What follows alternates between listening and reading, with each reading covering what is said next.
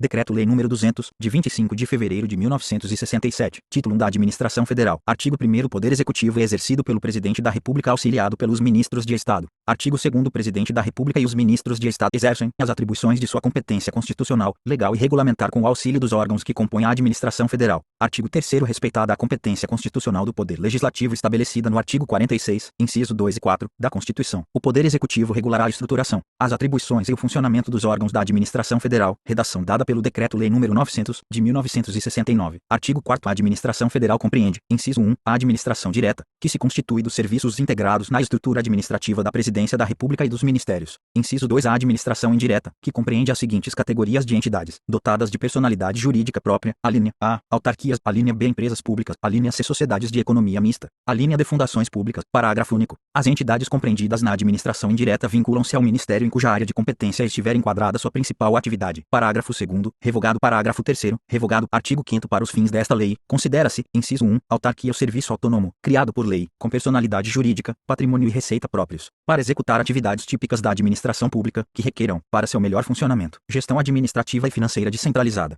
Inciso 2. Empresa pública a entidade dotada de personalidade jurídica de direito privado, com patrimônio próprio e capital exclusivo da União, criado por lei para a exploração de atividade econômica que o governo seja levado a exercer por força de contingência ou de conveniência administrativa, podendo revestir-se de qualquer das formas admitidas em direito. Inciso 3. Sociedade de economia mista a entidade dotada de personalidade jurídica de direito privado, criada por lei para a exploração de atividade econômica, sob a forma de sociedade anônima, cujas ações com direito a voto pertençam em sua maioria à União ou à entidade da administração indireta. 4. Fundação pública a entidade dotada de personalidade jurídica de direito privado, sem fins lucrativos, criada em virtude de autorização legislativa, para o desenvolvimento de atividades que não exijam execução por órgãos ou entidades de direito público, com autonomia administrativa, patrimônio próprio gerido pelos respectivos órgãos de direção, e funcionamento custeado por recursos da União e de outras fontes. Parágrafo 1º. No caso do inciso 3, quando a atividade for submetida a regime de monopólio estatal, a maioria acionária caberá apenas à União, em caráter permanente. Parágrafo 2º. O Poder Executivo enquadrará as entidades da administração indireta existentes nas categorias constantes deste artigo. Parágrafo 3º. As entidades de que trata o inciso 4 deste artigo adquirem personalidade jurídica com a inscrição da escritura pública de sua constituição no Registro Civil de Pessoas Jurídicas, não se lhes aplicando as demais disposições do Código Civil concernentes às fundações. Título 2 dos Princípios Fundamentais. Artigo 6º. As atividades da Administração Federal obedecerão aos seguintes princípios fundamentais. Inciso 1. Planejamento. 2. Coordenação.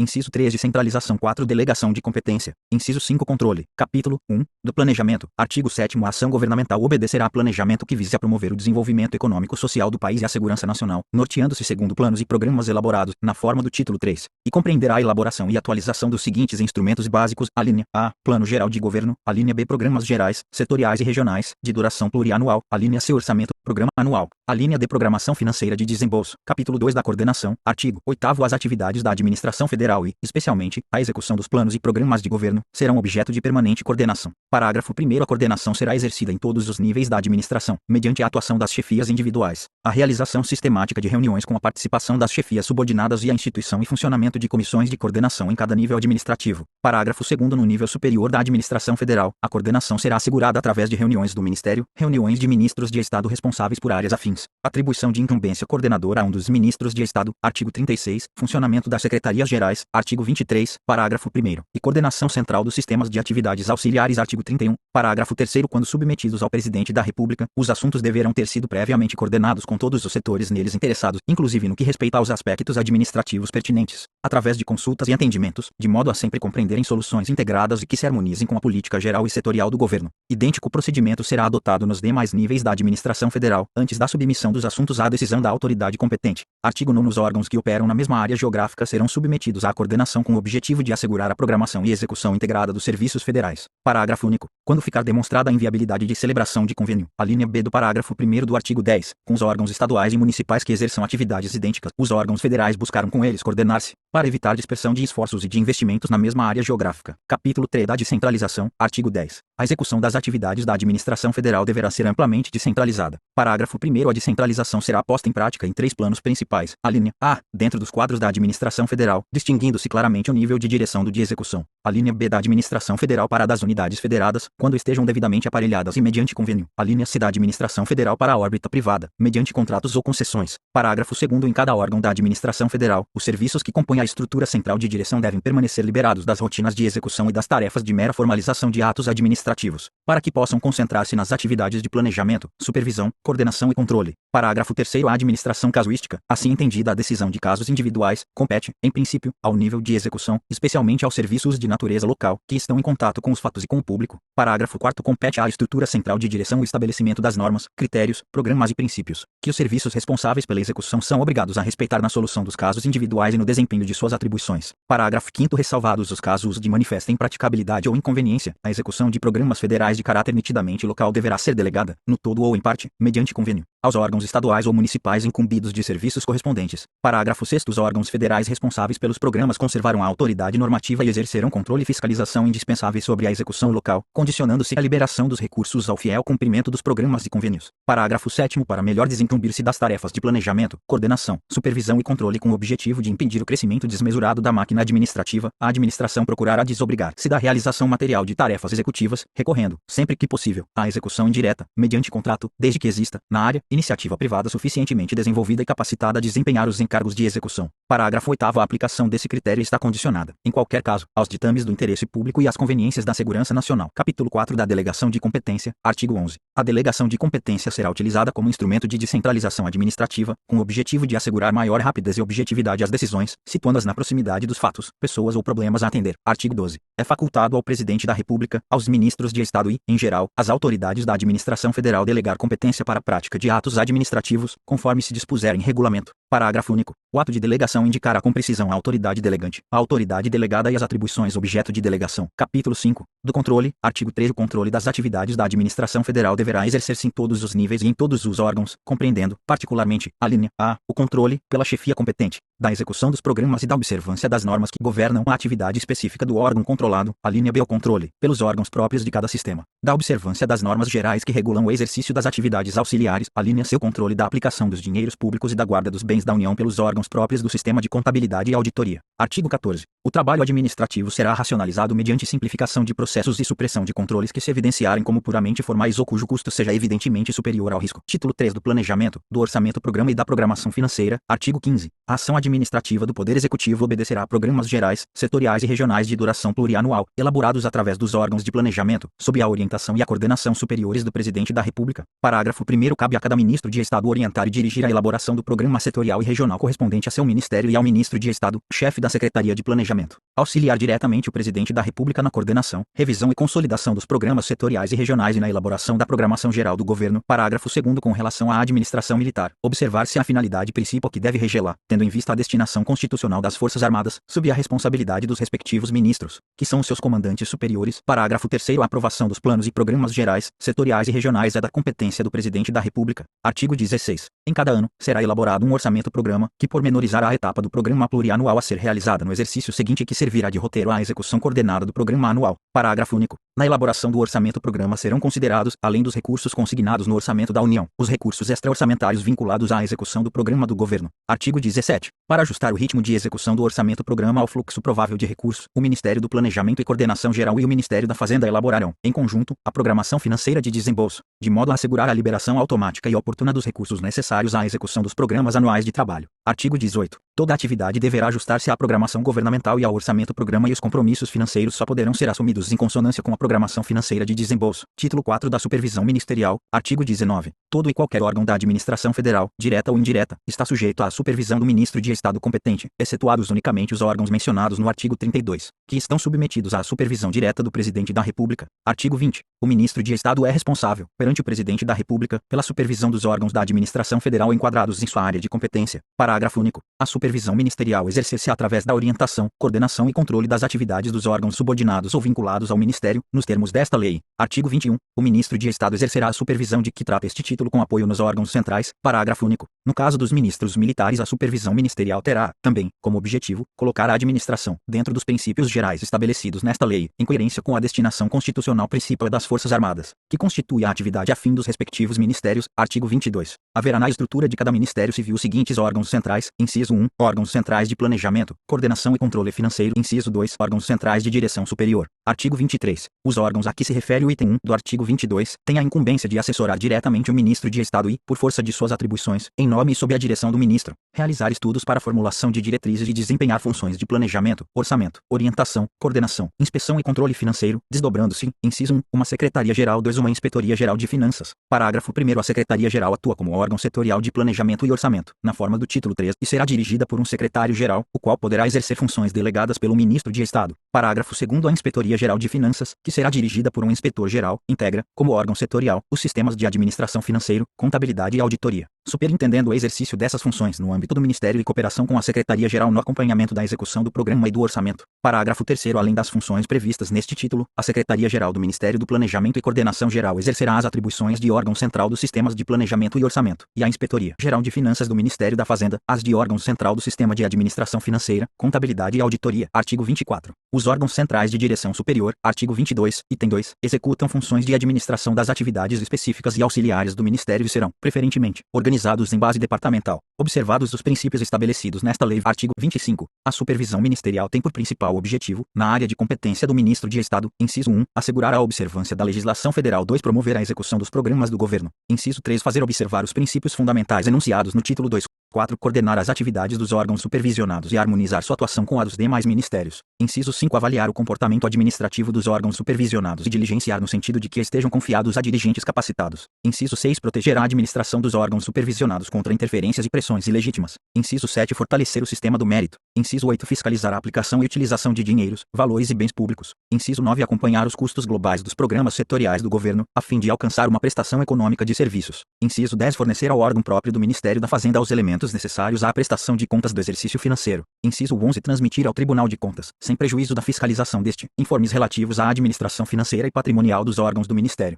Artigo 26. No que se refere à administração indireta, a supervisão ministerial visará assegurar, essencialmente, inciso 1, a realização dos objetivos fixados nos atos de constituição da entidade. 2. A harmonia com a política e a programação do governo no setor de atuação da entidade. Inciso 3. A eficiência administrativa. 4. A autonomia administrativa, operacional e financeira da entidade. Parágrafo único. A supervisão exercer-se-á mediante a adoção das seguintes medidas, além de outras estabelecidas em regulamento. Alínea A. Indicação ou nomeação pelo ministro ou, se for o caso, eleição dos dirigentes da entidade, conforme sua natureza jurídica. Alínea B. Designação, pelo ministro, dos representantes do governo federal nas assembleias gerais e órgãos de administração ou controle da entidade. Alínea C. Recebimento sistemático de relatórios, boletins, balancetes, balanços e informações que permitam ao ministro acompanhar as atividades da entidade e a execução do orçamento, programa e da programação financeira aprovados pelo governo. Alínea D. Aprovação anual da proposta de orçamento, programa e da programação financeira da entidade, no caso de autarquia. Alínea E. Aprovação de contas, relatórios e balanços, diretamente ou através dos representantes ministeriais nas assembleias e órgãos de administração ou controle. Alínea F. Fixação, em níveis compatíveis com os critérios de operação econômica, das despesas de pessoal e de administração. Alínea G. Fixação de critérios para gastos de publicidade, divulgação e relações públicas.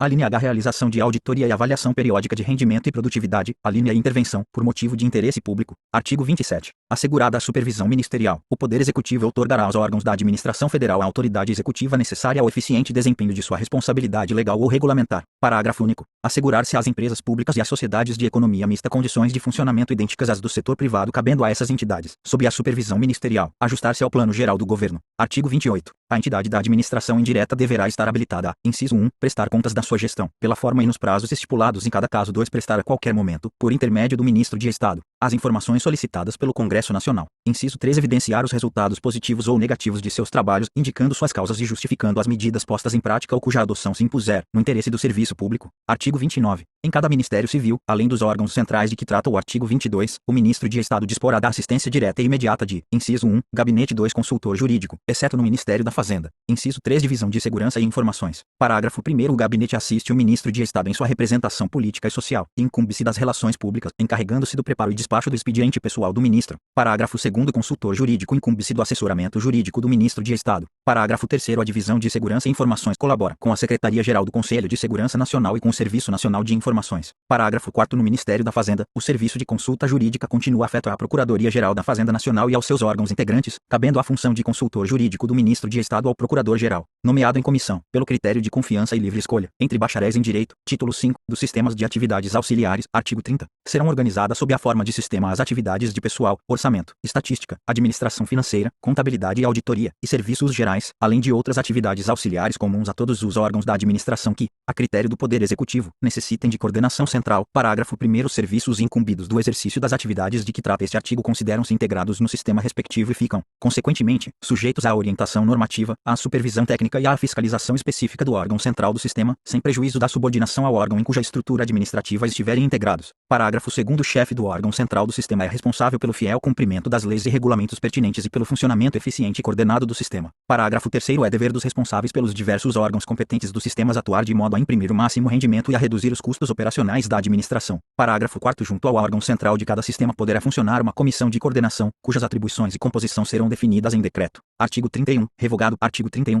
A estruturação dos sistemas de que trata o artigo 30 e a subordinação dos respectivos órgãos centrais serão estabelecidas em decreto. Título 6 da Presidência da República. Artigo 32. A Presidência da República é constituída essencialmente pelo Gabinete Civil e pelo Gabinete Militar. Também dela fazem parte, como órgãos de assessoramento imediato ao Presidente da República, o Conselho de Segurança Nacional, 2. O Conselho de Desenvolvimento Econômico, inciso 3. O Conselho de Desenvolvimento Social, 4. A Secretaria de Planejamento, inciso 5. O Serviço Nacional de Informações, inciso 6. O Estado-Maior das Forças Armadas, inciso 7. O Departamento Administrativo do Serviço Público, inciso 8. A Consultoria Geral da República, inciso 9. O Alto Comando das Forças Armadas, inciso 10. O Conselho Nacional de Informática e Automação. Parágrafo único. O chefe do Gabinete Civil, o chefe do Gabinete Militar, o chefe da Secretaria de Planejamento, o chefe do Serviço Nacional de Informações e o chefe do Estado-Maior das Forças Armadas são ministros de Estado titulares dos respectivos órgãos. Artigo 33. Ao Gabinete Civil incumbe, inciso 1, assistir, direta e imediatamente, o Presidente da República no desempenho de suas atribuições e, em especial, nos assuntos referentes à administração civil. 2. Promover a divulgação de atos e atividades governamentais.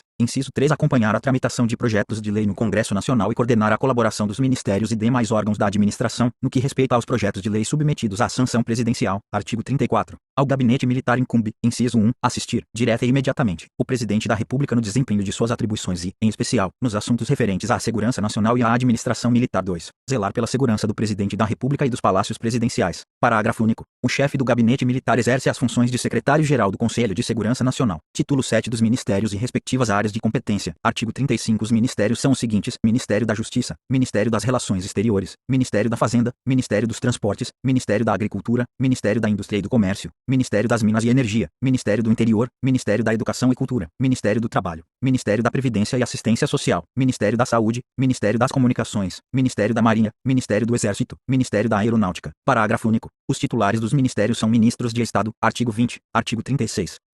Na coordenação de assuntos afins ou interdependentes, que a mais de um ministério, o Presidente da República poderá incumbir de missão coordenadora um dos ministros de Estado, cabendo essa missão, na ausência de designação específica ao ministro de Estado-chefe da Secretaria de Planejamento. Parágrafo 1º. Ministro coordenador, sem prejuízo das atribuições da pasta ou órgão de que for titular, atuará em harmonia com as instruções emanadas do Presidente da República, buscando os elementos necessários ao cumprimento de sua missão mediante cooperação dos ministros de Estado em cuja área de competência estejam compreendidos os assuntos objeto de coordenação. Parágrafo 2º. O ministro coordenador formulará soluções para a decisão final do Presidente da República. Artigo 37. O Presidente da República poderá prover até 4 cargos de ministro extraordinário para o desempenho de encargos temporários de natureza relevante. Parágrafo único. Revogado. Artigo 38. O ministro extraordinário e o ministro coordenador disporão de assistência técnica e administrativa essencial para o desempenho das missões de que forem incumbidos pelo Presidente da República na forma por que se dispuser em decreto. Artigo 39. Os assuntos que constituem a área de competência de cada ministério são, a seguir, especificados: Ministério da Justiça, inciso 1, ordem jurídica, nacionalidade, cidadania, direitos políticos, garantias constitucionais. 2. Segurança interna, Polícia Federal,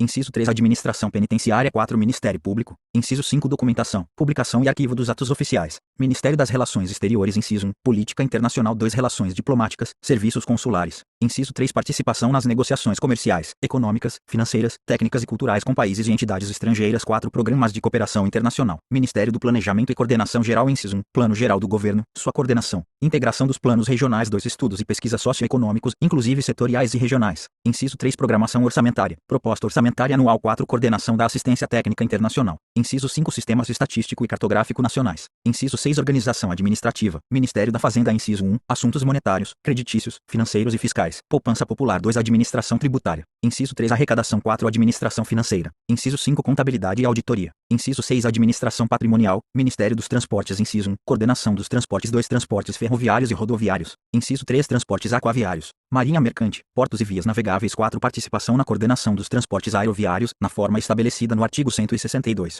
Ministério da Agricultura. Inciso 1, agricultura, pecuária, caça, pesca. 2. Recursos naturais renováveis, flora, fauna e solo. Inciso 3, organização da vida rural, reforma agrária. 4. Estímulos financeiros e creditícios. Inciso 5, meteorologia, climatologia. Inciso 6, pesquisa e experimentação. Inciso 7, vigilância e defesa sanitária animal e vegetal. Inciso 8, padronização e inspeção de produtos vegetais e animais ou do consumo nas atividades agropecuárias. Ministério da Indústria e do Comércio. Inciso 1, desenvolvimento industrial e comercial. 2. Comércio exterior. Inciso 3, seguros privados e capitalização. 4. Propriedade industrial, registro do comércio, legislação metrológica. Inciso 5, turismo. Inciso 6. Pesquisa e experimentação tecnológica. Ministério das Minas e Energia. Inciso 1. Geologia, recursos minerais e energéticos. 2. Regime hidrológico e fontes de energia hidráulica. Inciso 3. Mineração. 4. Indústria do petróleo. Inciso 5. Indústria de energia elétrica, inclusive de natureza nuclear. Ministério do Interior. Inciso 1. Desenvolvimento regional. 2. Radicação de populações, ocupação do território, migrações internas. Inciso 3. Territórios federais. 4. Saneamento básico. Inciso 5. Beneficiamento de áreas e obras de proteção contra inundações. Irrigação. Inciso 6. Assistência às populações atingidas pelas calamidades públicas. Inciso 7. Assistência ao índio. Inciso 8. Assistência aos municípios.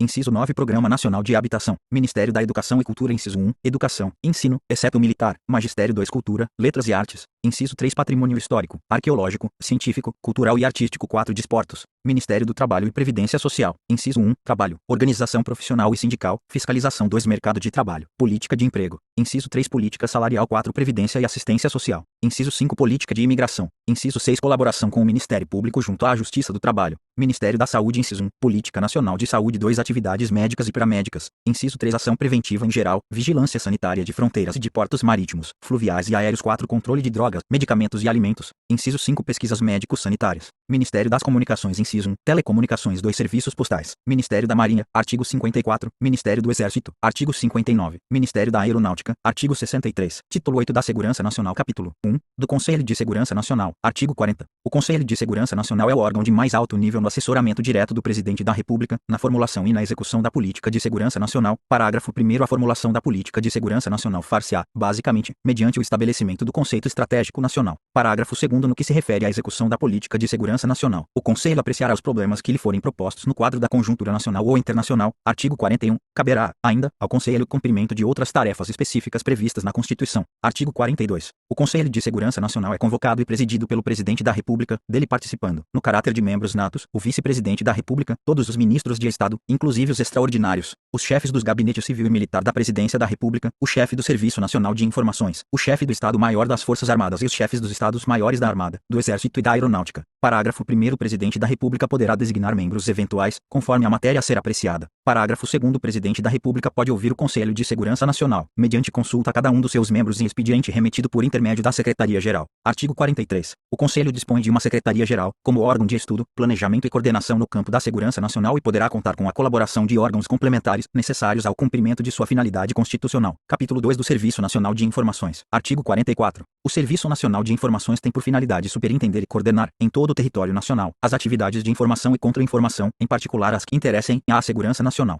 Título 9 das Forças Armadas. Capítulo 1. Disposições preliminares. Artigo 45. As Forças Armadas, constituídas pela Marinha de Guerra, pelo Exército e pela Aeronáutica Militar, são instituições nacionais, permanentes e regulares, organizadas com base na hierarquia e na disciplina, sob a autoridade suprema do Presidente da República e dentro dos limites da lei. As Forças Armadas, essenciais à execução da política de segurança nacional, destinam-se à defesa da pátria e à garantia dos poderes constituídos, da lei e da ordem. Parágrafo único. As Forças Armadas, nos casos de calamidade pública, colaboraram com os Ministérios Civis, sempre que solicitadas, na assistência às populações atingidas e no restabelecimento da normalidade. Artigo 46. O Poder Executivo fixará a organização pormenorizada das Forças Armadas singulares, Forças Navais, Forças Terrestres e Força Aérea Brasileira, e das Forças Combinadas ou Conjuntas, bem como dos demais órgãos integrantes dos Ministérios Militares, suas denominações, localizações e atribuições. Parágrafo único. Caberá, também, ao Poder Executivo, nos limites fixados em lei, dispor sobre as polícias militares e corpos de bombeiros militares, como forças auxiliares, reserva do Exército. Capítulo 2 dos órgãos de assessoramento direto do Presidente da República. Seção 1 do Alto Comando das Forças Armadas. Artigo 47. O Alto Comando das Forças Armadas é um órgão de assessoramento do Presidente da República, nas decisões relativas à política militar e à coordenação de assuntos pertinentes às Forças Armadas. Artigo 48. Integram o Alto Comando das Forças Armadas os ministros militares, o chefe do Estado-Maior das Forças Armadas e os chefes dos Estados-Maiores de cada uma das forças singulares. Artigo 49. O Alto Comando das Forças Armadas reúne-se quando convocado pelo Presidente da República e é secretariado pelo chefe do Gabinete Militar da Presidência da República. Seção 2. Do Estado-Maior das Forças Armadas. Artigo 50. O Estado-Maior das Forças Armadas, órgãos de assessoramento do Presidente da República, tem por atribuições: inciso 1. Proceder aos estudos para a fixação da política, da estratégia e da doutrina militares, bem como elaborar e coordenar os planos e programas decorrentes. Inciso 2. Estabelecer os planos para o emprego das forças combinadas ou conjuntas e de forças singulares destacadas para participar de operações militares no exterior, levando em consideração os estudos e as sugestões dos ministros militares competentes. Inciso 3. Coordenar as informações estratégicas no campo militar. 4. Coordenar, no que transcenda os objetivos específicos e as disponibilidades previstas no orçamento dos ministérios militares, os planos de pesquisas, de desenvolvimento e de mobilização das Forças Armadas e os programas de aplicação de recursos decorrentes. Inciso 5. Coordenar as representações das Forças Armadas no país e no exterior. Inciso 6. Proceder aos estudos e preparar as decisões sobre assuntos que lhe forem submetidos pelo Presidente da República. Parágrafo único. Revogado. Artigo 51. A chefia do Estado-Maior das Forças Armadas é exercida por um oficial general do mais alto posto nomeado pelo Presidente da República, obedecido, em princípio, o critério de rodízio entre as Forças Armadas. Artigo 52. As funções de Estado-Maior e serviços no Estado-Maior das Forças Armadas são exercidas por oficiais das três forças singulares. Artigo 53. O Conselho de Chefes de Estado-Maior, constituído do chefe do Estado-Maior das Forças Armadas e dos chefes do Estado-Maior das Forças Singulares, reúne-se periodicamente, sob a presidência do primeiro, para apreciação de assuntos específicos do Estado-Maior das Forças Armadas e os de interesse comum a mais de uma das forças singulares. Capítulo 3 dos Ministérios Militares, seção 1 do Ministério da Marinha. Artigo 54. O Ministério da Marinha administra os negócios da Marinha de Guerra e tem como atribuição principal a preparação desta para o cumprimento de sua destinação constitucional. Parágrafo 1º. Cabe ao Ministério da Marinha, inciso 1, propor a organização e providenciar o aparelhamento e adestramento das forças navais e aeronavais e do Corpo de Fuzileiros Navais, inclusive para integrar em forças combinadas ou conjuntas. 2. Orientar e realizar pesquisas de desenvolvimento de interesse da Marinha, obedecido o previsto no item 5 do artigo 50 da presente lei. Inciso 3. Estudar e propor diretrizes para a política marítima nacional. Parágrafo 2º. Ao Ministério da Marinha competem ainda as seguintes atribuições subsidiárias. Inciso 1. Orientar e controlar a Marinha Mercante Nacional e demais atividades correlatas no que interessa à segurança nacional e prover à segurança da navegação, seja ela marítima, fluvial ou lacustre. 2. Exercer a polícia naval. Artigo 55. O Ministro da Marinha exerce a direção-geral do Ministério da Marinha e é o Comandante Superior da Marinha de Guerra. Artigo 56. A Marinha de Guerra compreende suas organizações próprias, pessoal em serviço ativo e sua reserva, inclusive as formações auxiliares conforme fixado em lei. Artigo 57. O Ministério da Marinha é constituído de, inciso 1, órgãos de direção-geral, almirantado, alto comando da Marinha de Guerra, Estado-Maior da Armada. 2. Órgãos de direção setorial, organizados em base departamental. Artigo 24. Inciso 3. Órgãos de assessoramento, gabinete do ministro, consultoria jurídica, conselho de almirantes, outros conselhos e comissões. 4. Órgãos de apoio, diretorias e outros órgãos. Inciso 5. Forças navais e aeronavais, elementos próprios, navios e helicópteros e elementos destacados da Força Aérea Brasileira, Corpo de Fuzileiros Navais, Distritos Navais, Comando do Controle Naval do Tráfego Marítimo. Artigo 58. Revogado. Seção 2. Do Ministério do Exército. Artigo 59. O Ministério do Exército administra os negócios do Exército e tem, como atribuição principal, a preparação do Exército para o cumprimento da sua destinação constitucional. Parágrafo 1º. Cabe ao Ministério do Exército, inciso 1, propor a organização e providenciar o aparelhamento e o adestramento das forças terrestres, inclusive para integrar em forças combinadas ou conjuntas. Inciso 2. Orientar e realizar pesquisas de desenvolvimento de interesse do Exército, obedecido o previsto no item 5 do artigo 50 da presente lei. Parágrafo 2º. Ao Ministério do Exército compete ainda propor as medidas para a efetivação do disposto no parágrafo único do artigo 46 da presente lei. Artigo 60. O Ministro do Exército exerce a direção-geral das atividades do Ministério e é o Comandante Superior do Exército. Artigo 61. O Exército é constituído do Exército Ativo e sua reserva. Parágrafo 1º. O Exército Ativo é a parte do Exército organizada e aparelhada para o cumprimento de sua destinação constitucional e em pleno exercício de suas atividades. Parágrafo 2º. Constitui a reserva do Exército todo o pessoal sujeito à incorporação no Exército Ativo, mediante mobilização ou convocação, e as forças e organizações auxiliares, conforme fixado em lei. Artigo 62. O Ministério do Exército compreende, inciso 1, órgãos de direção-geral, alto comando do Exército, Estado-Maior do Exército, Conselho Superior de Economia e Finanças. Inciso 2. Órgãos de direção setorial, organizados em base departamental. Artigo 24. Inciso 3. Órgãos de assessoramento, gabinete do ministro, consultoria jurídica, secretaria-geral, outros conselhos e comissões. 4. Órgãos de apoio, diretorias e outros órgãos. Inciso 5. Forças terrestres, órgãos territoriais. Seção 3 do Ministério da Aeronáutica. Artigo 63. O Ministério da Aeronáutica administra os negócios da aeronáutica e tem como atribuições principais a preparação da aeronáutica para o cumprimento de sua destinação constitucional e a orientação, a coordenação e o controle das atividades da aviação civil. Parágrafo único. Cabe ao Ministério da Aeronáutica, inciso 1, estudar e propor diretrizes para a política aeroespacial nacional. 2. Propor a organização e providenciar o aparelhamento e o adestramento da Força Aérea Brasileira, inclusive de elementos para integrar as forças combinadas ou conjuntas. Inciso 3. Orientar, coordenar e controlar as atividades da aviação civil, tanto comerciais como privadas e desportivas. 4. Estabelecer, equipar e operar, diretamente ou mediante autorização ou concessão, a infraestrutura aeronáutica, inclusive os serviços de apoio necessários à navegação aérea. Inciso 5. Orientar, incentivar e realizar pesquisas de desenvolvimento de interesse da aeronáutica, obedecido, quanto às de interesse militar, ao prescrito no item 4 do artigo 50 da presente lei. Inciso 6. Operar o Correio Aéreo Nacional. Artigo 64. O Ministro da Aeronáutica exerce a direção-geral das atividades do Ministério e é o comandante-em-chefe da Força Aérea Brasileira. Artigo 65. A Força Aérea Brasileira é a parte da aeronáutica organizada e aparelhada para o cumprimento de sua destinação constitucional. Parágrafo único. Constitui a reserva da aeronáutica todo o pessoal sujeito à incorporação na Força Aérea Brasileira, mediante mobilização ou convocação, e as organizações auxiliares, conforme fixado em lei. Artigo 66. O Ministério da Aeronáutica compreende, inciso 1, órgãos de direção-geral, alto comando da aeronáutica, Estado-Maior da Aeronáutica, Inspetoria-Geral da Aeronáutica. 2. Órgãos de direção setorial, organizados em base departamental. Artigo 24. Departamento de Aviação Civil, inciso 5 Departamento de Pesquisas e Desenvolvimento, inciso 3 Órgãos de assessoramento, Gabinete do Ministro, Consultoria Jurídica, Conselhos e Comissões, 4 Órgãos de apoio, Comandos, Diretorias, Institutos, Serviços e outros órgãos, inciso 5 Força Aérea Brasileira, Comandos Aéreos, inclusive elementos para integrar forças combinadas ou conjuntas, Comandos Territoriais, capítulo 4 Disposição Geral, artigo 67. O Almirantado, Alto Comando da Marinha de Guerra, o Alto Comando do Exército e o Alto Comando da Aeronáutica, a que se referem os artigos 57, 62 e 66 são órgãos integrantes da Direção-Geral do Ministério da Marinha,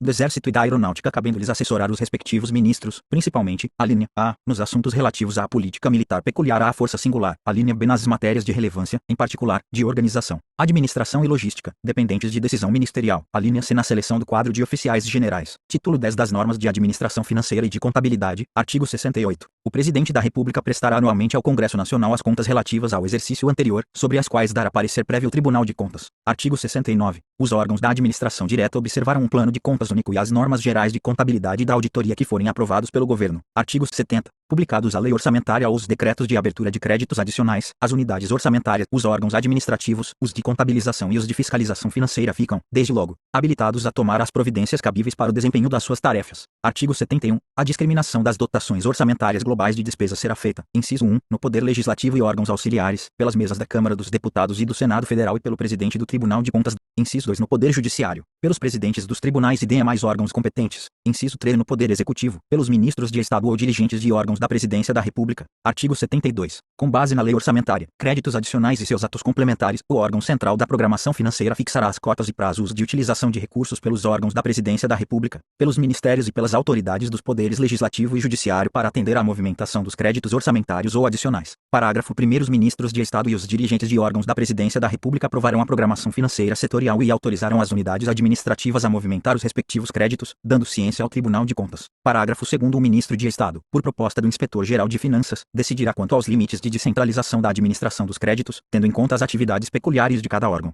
Artigo 73. Nenhuma despesa poderá ser realizada sem a existência de crédito que a comporte ou quando imputada a dotação imprópria, vedada expressamente qualquer atribuição de fornecimento ou prestação de serviços cujo custo exceda aos limites previamente fixados em lei. Parágrafo único. Mediante representação do órgão contábil serão impugnados quaisquer atos referentes a despesas que incidam na proibição do presente artigo. Artigo 74. Na realização da receita e da despesa pública será utilizada a via bancária, de acordo com as normas estabelecidas em regulamento. Parágrafo 1º. Nos casos em que se torne indispensável a arrecadação de receita diretamente pelas unidades administrativas, o recolhimento à conta bancária far-se-á no prazo regulamentar. Parágrafo 2º. Pagamento de despesa. Obedecidas as normas que regem a execução orçamentária, Lei nº 4.320, de 1964, far-se-á mediante ordem bancária ou cheque nominativo, contabilizado pelo órgão competente e obrigatoriamente assinado pelo ordenador da despesa e pelo encarregado do setor financeiro. Parágrafo 3º. Em casos excepcionais, quando houver despesa não atendível pela via bancária, as autoridades ordenadoras poderão autorizar suprimentos de fundos, de preferência a agentes afiançados, fazendo-se os lançamentos contábeis necessários e fixando-se prazo para comprovação dos gastos. Artigo 75.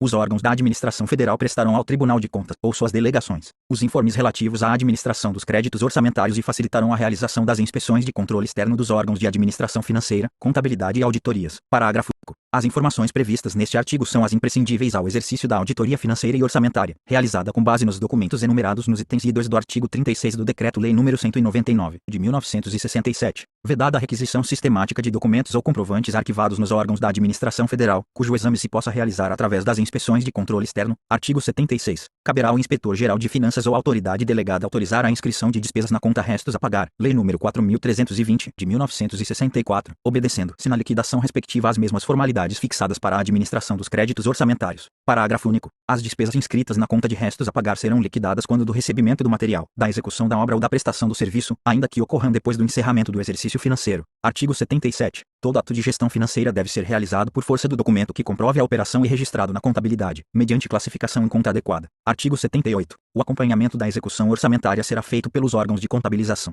Parágrafo 1º. Em cada unidade responsável pela administração de créditos proceder-se-á sempre à contabilização destes. Parágrafo 2º. A contabilidade sintética ministerial caberá à Inspetoria Geral de Finanças. Parágrafo 3º. A contabilidade geral caberá à Inspetoria Geral de Finanças do Ministério da Fazenda. Parágrafo 4º. Atendidas as conveniências do serviço, um único órgão de contabilidade analítica poderá encarregar-se da contabilização para várias unidades operacionais do mesmo ou de vários ministérios. Parágrafo 5º. Os documentos relativos à escrituração dos atos da receita e despesa ficarão arquivados no órgão de contabilidade analítica e à disposição das autoridades responsáveis pelo acompanhamento administrativo e fiscalização financeira e, bem assim, dos agentes incumbidos do controle externo, de competência do Tribunal de Contas. Artigo 79. A contabilidade deverá apurar os custos dos serviços de forma a evidenciar os resultados da gestão. Artigo 80. Os órgãos de contabilidade inscreverão como responsável todo o ordenador da despesa, o qual só poderá ser exonerado de sua responsabilidade após julgadas regulares suas contas pelo Tribunal de Contas. Parágrafo 1º. O ordenador de despesas é toda e qualquer autoridade de cujos atos resultarem emissão de empenho, autorização de pagamento, suprimento ou dispêndio de recursos da União ou pela qual esta responda. Parágrafo 2º. O ordenador de despesa, salvo conivência, não é responsável por prejuízos causados à Fazenda Nacional decorrentes de atos praticados por agente subordinado que exorbitar das ordens recebidas. Parágrafo 3º. As despesas feitas por meio de suprimentos, desde que não impugnadas pelo ordenador, serão escrituradas incluídas na sua tomada de contas, na forma prescrita. Quando impugnadas, deverá o ordenador determinar imediatas providências administrativas para a apuração das responsabilidades e imposição das penalidades cabíveis, sem prejuízo do julgamento da regularidade das contas pelo Tribunal de Contas. Artigo 81.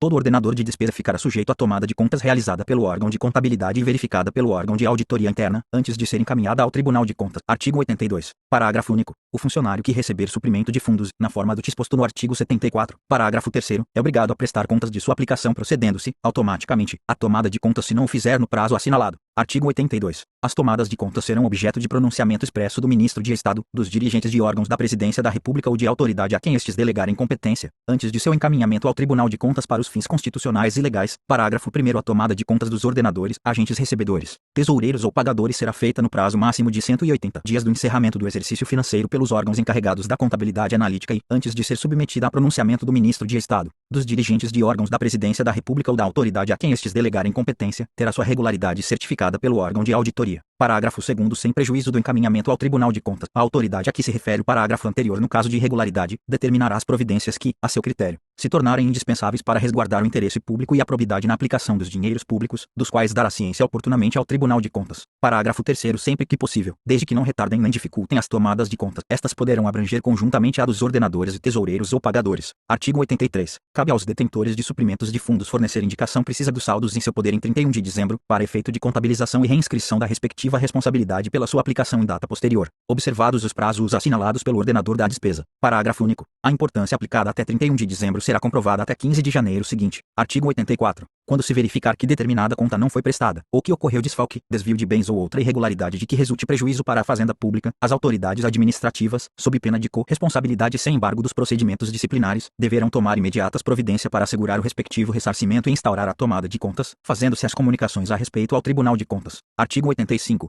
A Inspetoria Geral de Finanças, em cada ministério, manterá atualizada a relação de responsáveis por dinheiros, valores e bens públicos, cujo rol deverá ser transmitido anualmente ao Tribunal de Contas, comunicando-se trimestralmente as alterações. Artigo 86. A movimentação dos créditos destinados à realização de despesas reservadas ou confidenciais será feita sigilosamente e nesse caráter serão tomadas as contas dos responsáveis. Artigo 87. Os bens móveis, materiais e equipamentos em uso ficarão sob a responsabilidade dos chefes de serviço, procedendo-se periodicamente a verificações pelos competentes órgãos de controle. Artigo 88. Os estoques serão obrigatoriamente contabilizados, fazendo-se a tomada anual das contas dos responsáveis. Artigo 89. Todo aquele que, a qualquer título, tenha a seu cargo o serviço de contabilidade da União é pessoalmente responsável pela exatidão das contas e oportuna apresentação dos balancetes, balanços e demonstrações contábeis dos atos relativos à administração financeira e patrimonial do setor sob sua jurisdição. Artigo 90. Responderão pelos prejuízos que causarem à Fazenda Pública o ordenador de despesas e o responsável pela guarda de dinheiros, valores e bens. Artigo 91. Sob a denominação de reserva de contingência, o orçamento anual poderá conter dotação global não especificamente destinada a determinado órgão, unidade orçamentária, programa ou categoria econômica, cujos recursos serão utilizados para abertura de créditos adicionais. Artigo 92. Com o objetivo de obter maior economia operacional e racionalizar a execução da programação financeira de desembolso, o Ministério da Fazenda promoverá a unificação de recursos movimentados pelo Tesouro Nacional através de sua caixa junto ao agente financeiro da União. Parágrafo único.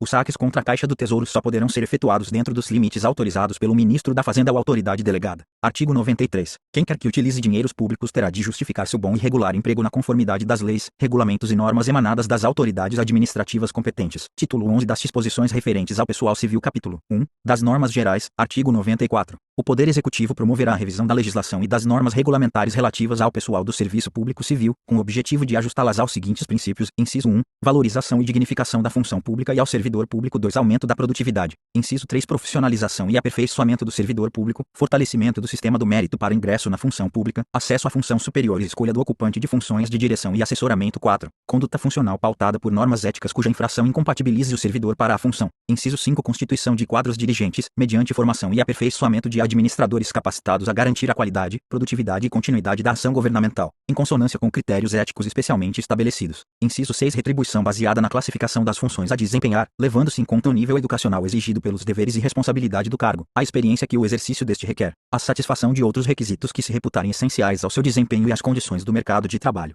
Inciso 7. Organização dos quadros funcionais, levando-se em conta os interesses de recrutamento nacional para certas funções e a necessidade de relacionar ao mercado de trabalho local ou regional o recrutamento, a seleção e a remuneração das demais funções. Inciso 8. Concessão de maior autonomia aos dirigentes e chefes na administração de pessoal, visando a fortalecer a autoridade do comando, em seus diferentes graus, e a dar-lhes efetiva responsabilidade pela supervisão e rendimento do serviço sob sua jurisdição. Inciso 9. Fixação da quantidade de servidores, de acordo com as reais necessidades de funcionamento de cada órgão, efetivamente comprovadas e avaliadas na oportunidade da elaboração do orçamento-programa, e estreita observância dos quantitativos que forem considerados adequados pelo Poder Executivo no que se refere aos dispêndios de pessoal. Aprovação das lotações segundo critérios objetivos que relacionam a quantidade de servidores às atribuições e ao volume de trabalho do órgão. Inciso 10. Eliminação ou reabsorção do pessoal ocioso, mediante aproveitamento dos servidores excedentes ou reaproveitamento aos desajustados em funções compatíveis com as suas comprovadas qualificações e aptidões vocacionais, impedindo-se novas admissões, enquanto houver servidores disponíveis para a função. Inciso 11. Instituição, pelo Poder Executivo, de reconhecimento do mérito aos servidores que contribuam com sugestões, planos e projetos não elaborados em decorrência do exercício de suas funções e dos quais possam resultar aumento de produtividade e redução dos custos operacionais da administração. Inciso 12. Estabelecimento de mecanismos adequados à apresentação por parte dos servidores, nos vários níveis organizacionais, de suas reclamações e reivindicações, bem como a rápida apreciação, pelos órgãos administrativos competentes, dos assuntos nelas contidos. Inciso 13. Estímulo ao associativismo dos servidores para fins sociais e culturais. Parágrafo único.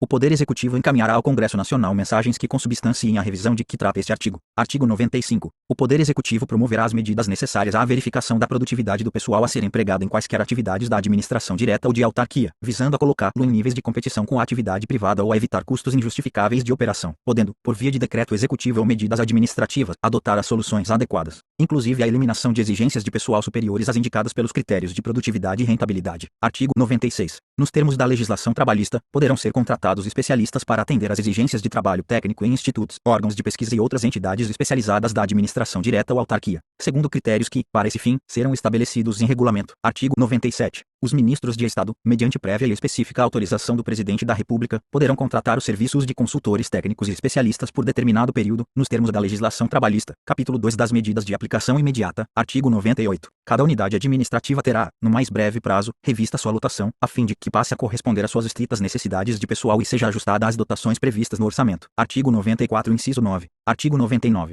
O Poder Executivo adotará providências para a permanente verificação da existência de pessoal ocioso na administração federal, diligenciando para sua eliminação ou redistribuição imediata. Parágrafo 1º. Sem prejuízo da iniciativa do órgão de pessoal da repartição, todo responsável por setor de trabalho em que houver pessoal ocioso deverá apresentá-lo aos centros de redistribuição e aproveitamento de pessoal que deverão ser criados, em caráter temporário, sendo obrigatório o aproveitamento dos concursados. Parágrafo 2º. A redistribuição de pessoal ocorrerá sempre no interesse do serviço público, tanto na administração direta como em autarquia, assim como de uma para outra, respeitado o regime jurídico pessoal do servidor. Parágrafo 3º. O pessoal ocioso deverá ser aproveitado em outro setor, continuando o servidor a receber pela verba da repartição ou entidade de onde tiver sido deslocado, até que se tomem as providências necessárias à regularização da movimentação. Parágrafo 4º. Com relação ao pessoal ocioso que não puder ser utilizado na forma deste artigo, será observado o seguinte procedimento: alínea A. Extinção dos cargos considerados desnecessários, ficando seus ocupantes exonerados ou indisponibilidade, conforme gozem ou não de estabilidade, quando se tratar de pessoal regido pela legislação dos funcionários públicos. Alínea B. Dispensa, com a consequente indenização legal, dos empregados sujeitos ao regime da legislação trabalhista. Parágrafo 5º. Não se preencherá vaga nem se abrirá concurso na administração direta ou em autarquia, sem que se verifique, previamente, no competente centro de redistribuição de pessoal, a inexistência de servidor a aproveitar, possuidor da necessária qualificação. Parágrafo 6º. Não se exonerará, por força do que exposto neste artigo, funcionário nomeado em virtude de concurso. Artigo 100. Instaurar-se a processo administrativo para a demissão ou dispensa de servidor efetivo ou instável, comprovadamente ineficiente no desempenho dos encargos que lhe competem ou desidioso no cumprimento de seus deveres. Artigo 101. O provimento em cargos em comissão e funções gratificadas obedecerá a critérios a serem fixados por ato do Poder Executivo que, alínea A, definirá os cargos em comissão de livre escolha do Presidente da República, alínea B. Estabelecerá os processos de recrutamento com base no sistema do mérito e, alínea C. Fixará as demais condições necessárias ao seu exercício. Artigo 102. É proibida a nomeação em caráter interino por incompatível com a exigência de prévia habilitação em concurso para provimento dos cargos públicos, revogadas todas as disposições em contrário. Artigo 103. Todo servidor que estiver percebendo vencimento, salário ou provento superior ao fixado para o cargo nos planos de classificação e remuneração, terá a diferença caracterizada como vantagem pessoal, nominalmente identificável, a qual em nenhuma hipótese será aumentada, sendo absorvida progressivamente pelos aumentos que vierem a ser realizados no vencimento, salário ou provento fixado para o cargo nos mencionados planos. Artigo 104. No que concerne ao regime de participação na arrecadação, inclusive cobrança da dívida ativa da União, fica estabelecido o seguinte: inciso 1, ressalvados os direitos dos denunciantes, a adjudicação de cota. Parte de multa será feita exclusivamente aos agentes fiscais de rendas internas, agentes fiscais do imposto de renda, agentes fiscais do imposto aduaneiro, fiscais auxiliares de impostos internos e guardas aduaneiros e somente quando tenham os mesmos exercido ação direta, imediata e pessoal na obtenção de elementos destinados à instauração de autos de infração ou início de processos para cobrança dos débitos respectivos. 2. O regime de remuneração, previsto na Lei 171/1 de 1952, continuará a ser aplicado exclusivamente aos agentes fiscais de rendas internas, agentes fiscais do imposto de renda, agentes fiscais do imposto aduaneiro, fiscais auxiliares de impostos internos e guardas aduaneiros. Inciso 3. A partir da data da presente lei, fica extinto o regime de remuneração instituído a favor dos exatores federais, auxiliares de exatorias e fiéis do Tesouro. 4. Revogado. Inciso 5. A participação, através do Fundo de Estímulo, e bem assim nas percentagens a que se referem o artigo 64 da Lei 3.244, de 1957, o artigo 109 da Lei nº 3.470, de 1958, os artigos 8º, parágrafo 2º e 9º da Lei nº 3.756, de 1960, e o parágrafo 6º do artigo 32 do Decreto-Lei nº 147, de 1967, ficam também extintas. Parágrafo único. Comprovada a adjudicação da cota parte de multas com desobediência ao que dispõe o inciso 1 deste artigo, serão passíveis de demissão, tanto o responsável pela prática desse ato, quanto os servidores que se beneficiarem com as vantagens dele decorrentes. Artigo 105. Aos servidores que, na data da presente lei, estiverem no gozo das vantagens previstas nos incisos 3, 4 e 5 do artigo anterior, fica assegurado o direito de percebê-las, como diferença mensal, desde que esta não ultrapasse a média mensal que, aquele título, receberam durante o ano de 1966, e até que, por força dos reajustamentos de vencimentos do funcionalismo, o nível de vencimentos dos cargos que ocuparem alcance importâncias correspondente à soma do vencimento básico e da diferença de vencimento. Artigo 106.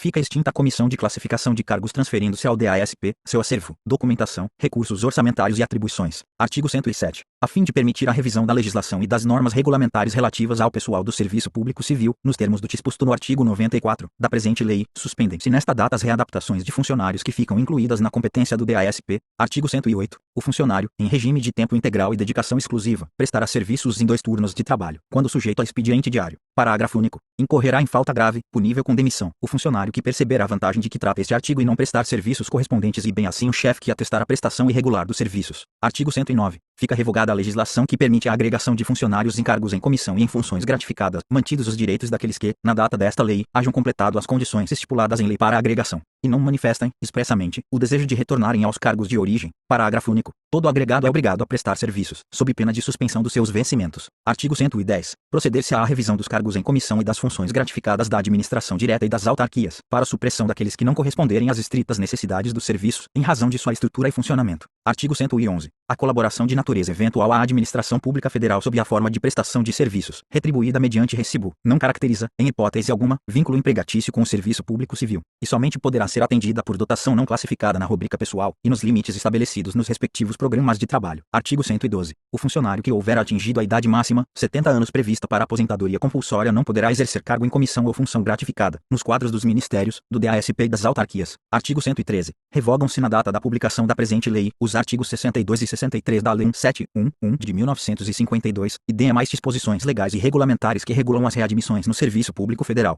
Artigo 114. O funcionário público ou autárquico que, por força de dispositivo legal, puder manifestar opção para integrar quadro de pessoal de qualquer outra entidade e por esta aceita, terá seu tempo de serviço anterior, devidamente comprovado, averbado na instituição de previdência, transferindo-se para o INPS as contribuições pagas ao IPASE. Capítulo 13 do Departamento Administrativo do Pessoal Civil. Artigo 115. O Departamento Administrativo do Pessoal Civil, DASP, é o órgão central do sistema de pessoal, responsável pelo estudo, formulação de diretrizes, orientação, coordenação, supervisão e controle dos assuntos concernentes à administração do pessoal civil da União. Parágrafo único. Haverá em cada ministério um órgão de pessoal integrante do sistema de pessoal. Artigo 116. Ao Departamento Administrativo do Pessoal Civil, DASP, incumbe, inciso 1, cuidar dos assuntos referentes ao pessoal civil da União, adotando medidas visando ao seu aprimoramento e maior eficiência. 2. Submeter ao Presidente da República os projetos de regulamentos indispensáveis à execução das leis que dispõem sobre a função pública e os servidores civis da União. Inciso 3. Zelar pela observância dessas leis e regulamentos, orientando, coordenando e fiscalizando sua execução, e expedir normas gerais obrigatórias para todos os órgãos. 4. Estudar e propor sistema de classificação e de retribuição para o serviço civil administrando sua aplicação. Inciso 5. Recrutar e selecionar candidatos para os órgãos da administração direta e autarquias, podendo delegar, sob sua orientação, fiscalização e controle a realização das provas o mais próximo possível das áreas de recrutamento. Inciso 6. Manter estatísticas atualizadas sobre os servidores civis, inclusive os da administração indireta. Inciso 7. Zelar pela criteriosa aplicação dos princípios de administração de pessoal com vistas ao tratamento justo dos servidores civis, onde quer que se encontrem. Inciso 8. Promover medidas visando ao bem-estar social dos servidores civis da União e ao aprimoramento das relações humanas no trabalho.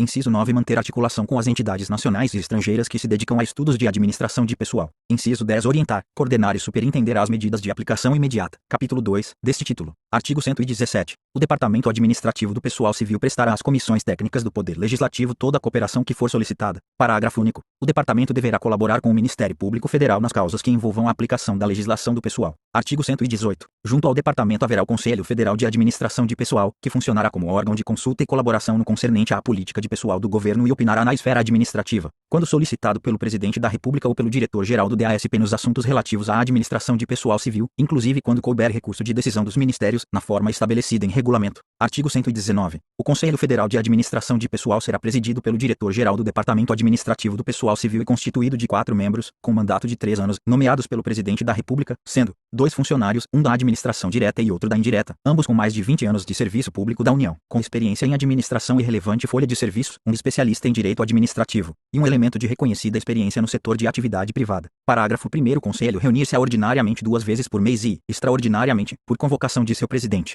Parágrafo 2º. O Conselho contará com o apoio do Departamento, ao qual ficarão afetos os estudos indispensáveis ao seu funcionamento e, bem assim, o desenvolvimento e a realização dos trabalhos compreendidos em sua área de competência. Parágrafo 3º. Ao Presidente e aos membros do Conselho é vedada qualquer atividade político-partidária, sob pena de exoneração ou perda de mandato. Artigo 120. O Departamento prestará toda a cooperação solicitada pelo ministro responsável pela reforma administrativa. Artigo 121. As medidas relacionadas com o recrutamento, seleção, aperfeiçoamento e administração do assessoramento superior da administração civil, de aperfeiçoamento de pessoal para o desempenho dos cargos em comissão e funções gratificadas a que se referem o artigo 101 e seu inciso 2, título 11, capítulo 2, e de outras funções de supervisão ou especializadas, constituirão encargo de um centro de aperfeiçoamento, órgão autônomo vinculado ao Departamento Administrativo do Pessoal Civil. Parágrafo único. O centro de aperfeiçoamento promoverá direta ou indiretamente mediante convênio, acordo ou contrato, a execução das medidas de sua atribuição. Capítulo 4 do Assessoramento Superior da Administração Civil, artigo 122. O assessoramento superior da administração civil compreenderá determinadas funções de assessoramento aos ministros de Estado, definidas por decreto e fixadas em número limitado para cada Ministério Civil,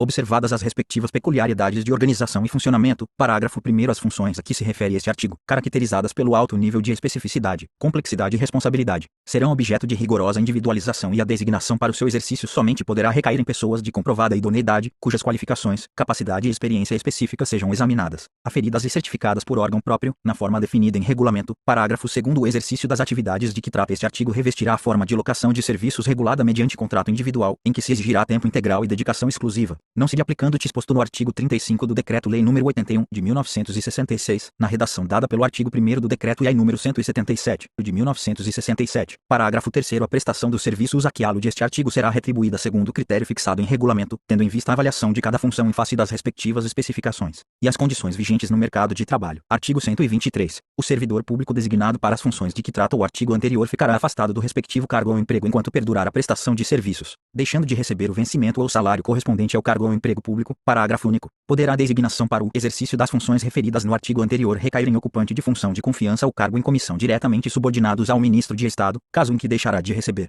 durante o período de prestação das funções de assessoramento superior, o vencimento ou gratificação do cargo em comissão ou função de confiança. Artigo 124. O disposto no presente capítulo poderá ser estendido, por decreto, a funções da mesma natureza vinculadas aos ministérios militares e órgãos integrantes da Presidência da República. Título 12. Revogado. Artigo 125. Revogado. Artigo 126. Revogado. Artigo 127. Revogado. Artigo 128. Revogado. Artigo 129. Revogado. Artigo 130. Revogado. Artigo 131. Revogado. Artigo 132. Revogado. Artigo 133. Revogado. Artigo 134. Revogado. Artigo 135. Revogado. Artigo 136. Revogado. Artigo 137. Revogado. Artigo 138. Revogado. Artigo 139. Revogado. Artigo 140. Revogado. Artigo 141. Revogado. Artigo 142. Revogado. Artigo 143. Revogado. Artigo 144. Revogado. Título 13 da Reforma Administrativa. Artigo 145. A administração federal será objeto de uma reforma de profundidade para ajustá-la às disposições da presente lei, especialmente as diretrizes e princípios fundamentais enunciados no título 2, tendo-se como revogadas, por força desta lei,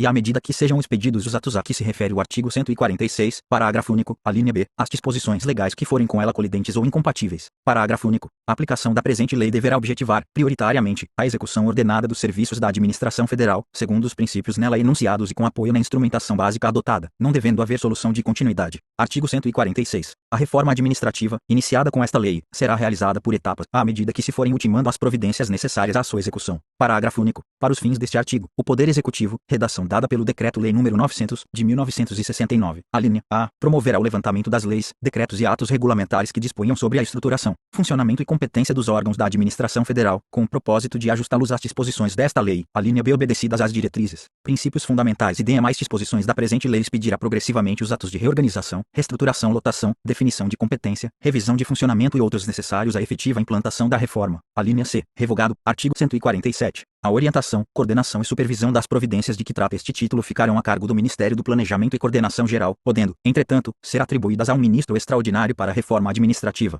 caso em que a este caberam os assuntos de organização administrativa. Artigo 148. Para atender às despesas decorrentes de execução da reforma administrativa, fica autorizada a abertura pelo Ministério da Fazenda do crédito especial de 20 milhões de cruzeiros novos, com vigência nos exercícios de 1967 a 1968. Parágrafo 1º. Os recursos do crédito aberto neste artigo incorporar-se-ão ao Fundo de Reforma Administrativa, que poderá receber doações e contribuições destinadas ao aprimoramento da administração federal. Parágrafo 2º. O Fundo de Reforma Administrativa, cuja utilização será disciplinada em regulamento, será administrado por um órgão temporário de implantação da reforma administrativa, que funcionará junto ao ministro responsável pela reforma administrativa. Artigo 149. Na implantação da reforma programada, inicialmente, a organização dos novos ministérios e bem assim, prioritariamente, a instalação dos órgãos centrais, a começar pelos de planejamento, coordenação e de controle financeiro, artigo 22. E tem a linha I pelos órgãos centrais dos sistemas, artigo 31, artigo 150, até que os quadros de funcionários sejam ajustados à reforma administrativa, o pessoal que os integra, sem prejuízo de sua situação funcional para os efeitos legais, continuará a servir nos órgãos em que estiver lotado, podendo passar a ter exercício, mediante requisição, nos órgãos resultantes de desdobramento ou criados em virtude da presente lei. Artigo 151, revogado. Artigo 152.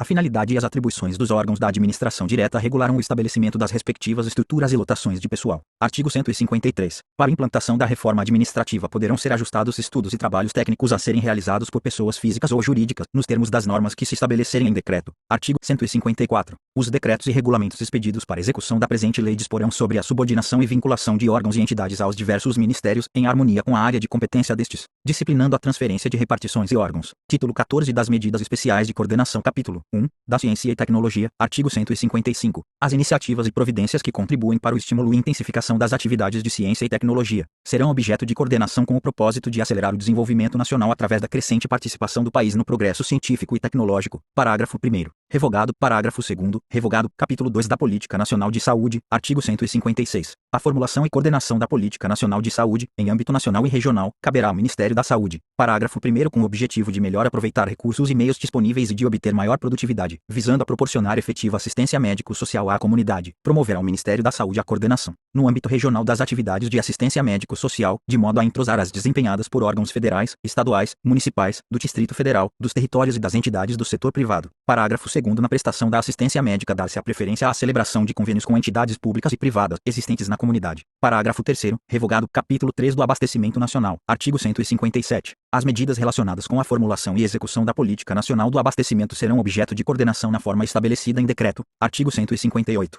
Se não considerar oportunas as medidas consubstanciadas no artigo anterior, o Governo poderá atribuir a formulação e coordenação da Política Nacional do Abastecimento a uma Comissão Nacional de Abastecimento, órgão interministerial, cuja composição, atribuições e funcionamento serão fixados por decreto e que contará com o apoio da Superintendência Nacional do Abastecimento. Artigo 159. Fica extinto o Conselho Deliberativo da Superintendência Nacional do Abastecimento, de que trata a Lei Delegada 5, de 1962. Artigo 160. A Superintendência Nacional do Abastecimento ultimará, no mais breve prazo, a assinatura de convênios com os Estados, Prefeitura do Distrito Federal e territórios com o objetivo de transferir-lhes os encargos de fiscalização atribuídos àquela superintendência. Capítulo 4 da Integração dos Transportes. Artigo 161. Ficam extintos os conselhos setoriais de transportes que atualmente funcionam junto às autarquias do Ministério da Aviação e Obras Públicas, sendo as respectivas funções absorvidas pelo Conselho Conselho Nacional de Transportes, cujas atribuições, organização e funcionamento serão regulados em decreto, artigo 162. Tendo em vista a integração em geral dos transportes, a coordenação entre os Ministérios da Aeronáutica e dos Transportes será assegurada pelo Conselho Nacional de Transportes, que se pronunciará obrigatoriamente quanto aos assuntos econômico-financeiros da aviação comercial e, em particular, sobre a linha A, concessão de linhas, tanto nacionais como no exterior, a linha B, tarifas, a linha C, subvenções, a linha D, salários de acordo com a política salarial do governo. Artigo 163. O Conselho será presidido pelo Ministro de Estado dos Transportes e dele participará, como representante do Ministério da Aeronáutica, o chefe do órgão encarregado dos assuntos da aeronáutica civil. Artigo 164. O Poder Executivo, se julgar conveniente, poderá formular a integração no Ministério dos Transportes das atividades concernentes à aviação comercial, compreendendo linhas aéreas regulares, subvenções e tarifas, permanecendo sob a competência da Aeronáutica Militar as demais atribuições constantes do item 4 e as do item 5 e do parágrafo único do artigo 63 e as relativas ao controle de pessoal e das aeronaves. Parágrafo 1º. A integração poderá operar-se gradualmente, celebrando-se, quando necessário, convênios entre os dois ministérios. Parágrafo 2º. Promover-se-á, em consequência, o ajuste das atribuições cometidas ao Conselho Nacional de Transportes nesse particular. Capítulo 5. Das Comunicações. Artigo 165. O Conselho Nacional de Telecomunicações, cujas atribuições, organização e funcionamento serão objeto de regulamentação pelo Poder Executivo, passará a integrar, como órgão normativo, de consulta, orientação e elaboração da Política Nacional de Telecomunicações, a estrutura do Ministério das Comunicações, logo que este se instale, e terá a seguinte composição: inciso 1, presidente, o secretário-geral do Ministério das Comunicações; 2, representante do maior partido de oposição no Congresso Nacional; inciso 3, representante do Ministério da Educação e Cultura; 4, representante do Ministério da Justiça; inciso 5, representante do maior partido que apoia o governo no Congresso Nacional; inciso 6, representante do Ministério da Indústria e Comércio; inciso 7, representante dos Correios e Telégrafos; inciso 8, representante do Departamento Nacional de Telecomunicações; inciso 9, representante da Empresa Brasileira de Telecomunicações; inciso 10, representante das empresas concessionárias de serviços de telecomunicações; inciso 11, representante do Ministério da Marinha; inciso 12, representante do Ministério do Exército; inciso 13, representante do Ministério da Aeronáutica. Parágrafo único. O Departamento Nacional de Telecomunicações passa a integrar, como órgão central, artigo 22, inciso 2, o Ministério das Comunicações. Artigo 166. A exploração dos troncos interurbanos, a cargo da Empresa Brasileira de Telecomunicações, poderá, conforme as conveniências econômicas e técnicas do serviço, ser feita diretamente ou mediante contrato, delegação ou convênio. Parágrafo único. A Empresa Brasileira de Telecomunicações poderá ser acionista de qualquer das empresas com que tiver tráfego mútuo. Artigo 167. Fica o Poder Executivo autorizado a transformar o Departamento dos Correios e Telégrafos em entidade de administração indireta, vinculado ao Ministério das Comunicações. Capítulo 6 da Integração das Forças Armadas. Artigo 168. Revogado. Artigo 169. Revogado. Título 15 das Disposições Gerais. Capítulo 1. Das Disposições Iniciais. Artigo 170. O Presidente da República, por motivo relevante de interesse público, poderá avocar e decidir qualquer assunto na esfera da administração federal. Artigo 171. A administração dos territórios federais, vinculados ao Ministério do Interior, exercer-se através de programas plurianuais, concordantes em objetivos e etapas com os planos gerais do governo federal. Artigo 172. O Poder Executivo assegurará autonomia administrativa e financeira, no grau conveniente aos serviços, institutos e estabelecimentos incumbidos da execução de atividades de pesquisa ou ensino ou de caráter industrial, comercial ou agrícola, que por suas peculiaridades de organização e funcionamento, exijam um tratamento diverso do aplicável aos demais órgãos da administração direta, observada sempre a supervisão ministerial. Parágrafo 1º. Os órgãos a que se refere este artigo terão a denominação genérica de órgãos autônomos. Parágrafo 2º. Nos casos de concessão de autonomia financeira, fica o Poder Executivo autorizado a instituir fundos especiais de natureza contábil, a cujo crédito se levarão todos os recursos vinculados às atividades do órgão autônomo, orçamentários e extra-orçamentários, inclusive a receita própria. Artigo 173. Os atos de provimento de cargos públicos ou que determinarem sua vacância, assim como os referentes a pensões, aposentadorias e reformas, serão assinados pelo Presidente da República ou, mediante delegação deste, pelos ministros de Estado, conforme se dispuser em regulamento. Artigo 174. Os atos expedidos pelo Presidente da República ou ministros de Estado, quando se referirem a assuntos da mesma natureza, poderão ser objeto de um só instrumento, e o órgão administrativo competente expedirá os atos complementares ou apostilas. Artigo 175. Para cada órgão da administração federal, haverá prazo fixado em regulamento para as autoridades administrativas exigirem das partes o que se fizer necessário à instrução de seus pedidos. Parágrafo 1º. As partes serão obrigatoriamente notificadas das exigências, por via postal, sob registro, ou por outra forma de comunicação direta. Parágrafo 2º. Satisfeitas as exigências, a autoridade administrativa decidirá o assunto no prazo fixado pelo regulamento, sob pena de responsabilização funcional. Artigo 176.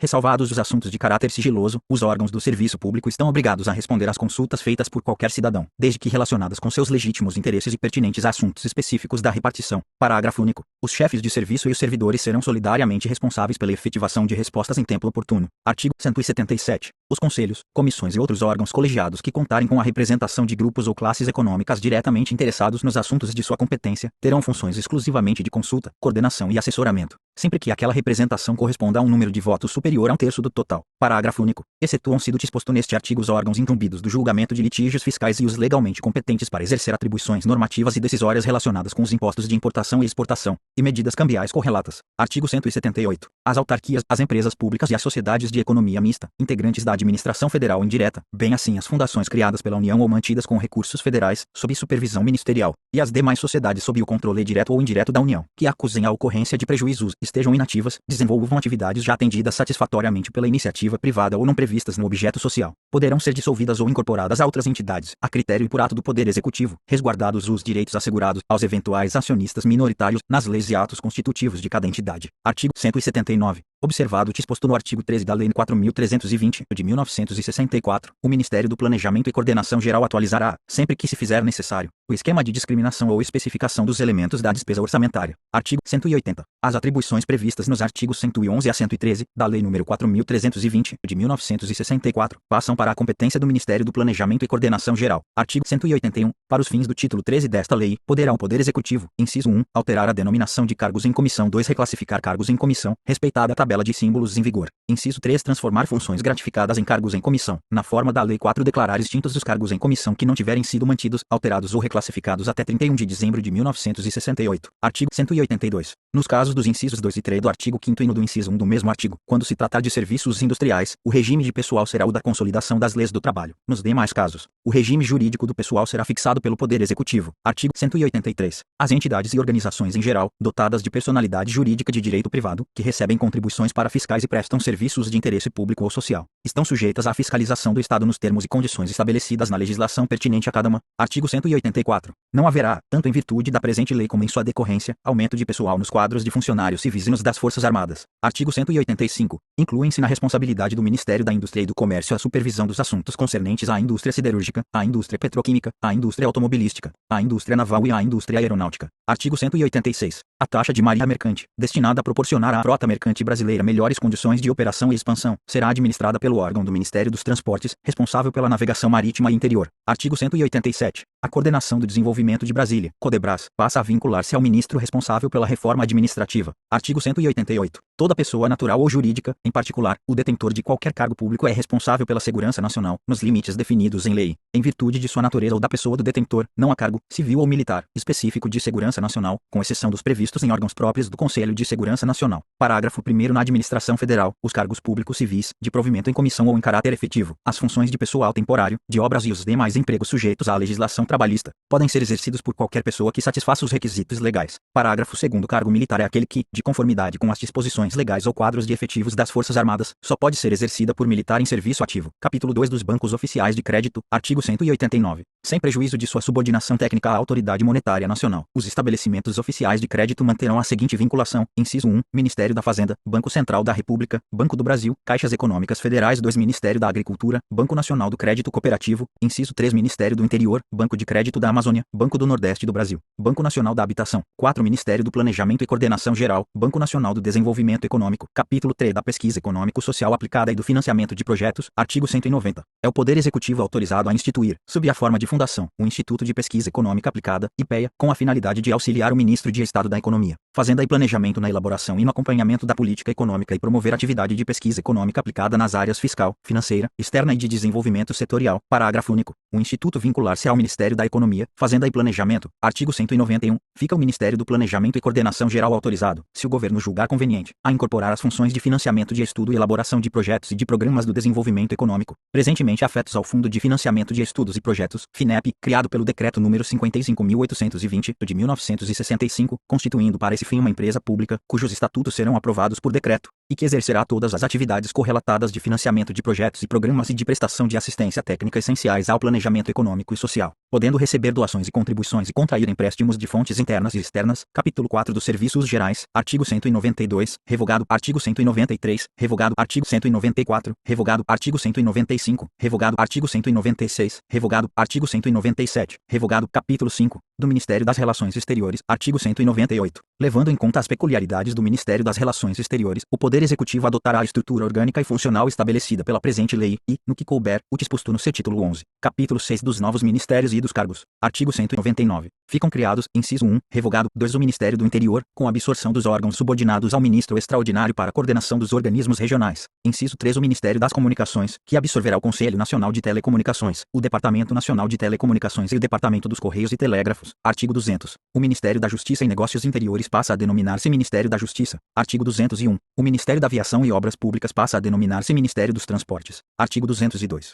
O Ministério da Guerra passa a denominar-se Ministério do Exército. Artigo 203. O Poder Executivo expedirá os atos necessários à efetivação do disposto no artigo 199, observadas as normas da presente lei. Artigo 204. Fica alterada a denominação dos cargos de Ministro de Estado da Justiça e Negócios Interiores, Ministro de Estado da Aviação e Obras Públicas e Ministro de Estado da Guerra, para, respectivamente, Ministro de Estado da Justiça, Ministro de Estado dos Transportes e Ministro de Estado do Exército. Artigo 205. Ficam criados os seguintes cargos: inciso 1, Ministros de Estado do Interior, das Comunicações e do Planejamento e Coordenação Geral. 2 em comissão, a linha A, em cada Ministério Civil, Secretário-Geral e Inspetor-Geral de Finanças. A linha B, Consultor Jurídico, em cada um dos ministérios seguintes: Interior, Comunicações, Minas e Energia e Planejamento e Coordenação Geral. A linha C, Diretor do Centro de Aperfeiçoamento, no Departamento Administrativo do Pessoal Civil, DASP. A linha D, Diretor-Geral do Departamento dos Serviços Gerais, no Ministério da Fazenda. Parágrafo único. À medida que se forem vagando, os cargos de consultor jurídico atualmente providos em caráter efetivo passarão a sê-lo em comissão. Artigo 206. Ficam fixados da seguinte forma os vencimentos dos cargos criados no artigo 205, inciso 1, Ministro de Estado, igual aos dos Ministros de Estado existentes. 2 Secretário-Geral e Inspetor-Geral de Finanças, símbolo 1C. Inciso 3 Consultor Jurídico, igual ao dos consultores jurídicos dos ministérios existentes. 4 Diretor do Centro de Aperfeiçoamento, símbolo 2C. Inciso 5 Diretor-Geral do Departamento de Serviços Gerais, símbolo 1C. Parágrafo único. O cargo de Diretor-Geral do Departamento Administrativo do Serviço Público, DASP, símbolo 1C, passa a denominar-se Diretor-Geral do Departamento Administrativo do Pessoal Civil, DASP, símbolo 1C. Artigo 207. Os ministros de Estado extraordinários instituídos no artigo 37 desta lei terão o mesmo vencimento, vantagens e prerrogativas dos demais ministros de Estado. Artigo 208. Os ministros de Estado, os chefes dos gabinetes civil e militar da Presidência da República e o chefe do Serviço Nacional de Informações perceberão uma representação mensal correspondente a 50% dos vencimentos. Parágrafo único. Os secretários gerais perceberão idêntica representação mensal correspondente a 30% dos seus vencimentos. Título 16 das disposições transitórias. Artigo 209. Enquanto não forem expedidos os respectivos regulamentos e estruturados seus serviços, o Ministério do Interior, o Ministério do Planejamento e Coordenação Geral e o Ministério das Comunicações ficarão sujeitos ao regime de trabalho pertinente aos ministérios extraordinários que antecederam os 2 primeiros daqueles ministérios no que concerne ao pessoal, à execução de serviços e à movimentação de recursos financeiros. Parágrafo único. O Poder Executivo expedirá decreto para consolidar as disposições regulamentares que em caráter transitório deverão prevalecer. Artigo 210. O atual Departamento Federal de Segurança Pública passa a denominar-se Departamento de Polícia Federal, considerando-se automaticamente substituída por esta denominação a menção à anterior constante de quaisquer leis ou regulamentos. Artigo 211. O Poder Executivo introduzirá, nas normas que disciplinam a estruturação e funcionamento das entidades da administração indireta, as alterações que se fizerem necessárias à efetivação do disposto na presente lei, considerando-se revogadas todas as disposições legais colidentes com as diretrizes nela expressamente consignadas. Artigo 212. O atual Departamento Administrativo do Serviço Público, DASP, é transformado em Departamento Administrativo do Pessoal Civil, DASP, com as atribuições que, em matéria de administração de pessoal, são atribuídas pela presente lei ao novo órgão. Artigo 213. Fica o Poder Executivo autorizado, dentro dos limites dos respectivos créditos, a expedir decretos relativos às transferências que se fizerem necessárias de dotações do orçamento ou de créditos adicionais requeridos pela execução da presente lei. Título 17 das disposições finais. Artigo 214. Esta lei entrará em vigor em 15 de março de 1967, observado o disposto nos parágrafos do presente artigo e ressalvadas as disposições cuja vigência, na data da publicação, seja por ela expressamente determinada. Parágrafo 1º. Até a instalação dos órgãos centrais incumbidos da administração financeira, contabilidade e auditoria, em cada ministério, artigo 22, serão enviados ao Tribunal de Contas, para o exercício da auditoria financeira, a linha A, pela Comissão de Programação Financeira do Ministério da Fazenda, os atos relativos à programação financeira de desembolso, a linha B pela Contadoria Geral da República e pelas contadorias seccionais, os balancetes de receita e despesa, a linha C pelas repartições competentes, o hall de responsáveis pela guarda de bens, dinheiros e valores públicos e as respectivas tomadas de conta, nos termos da legislação anterior à presente lei. Parágrafo 2º. Nos ministérios militares, cabe aos órgãos que forem discriminados em decreto as atribuições indicadas neste artigo. Artigo 215. Revogam-se as disposições em contrário.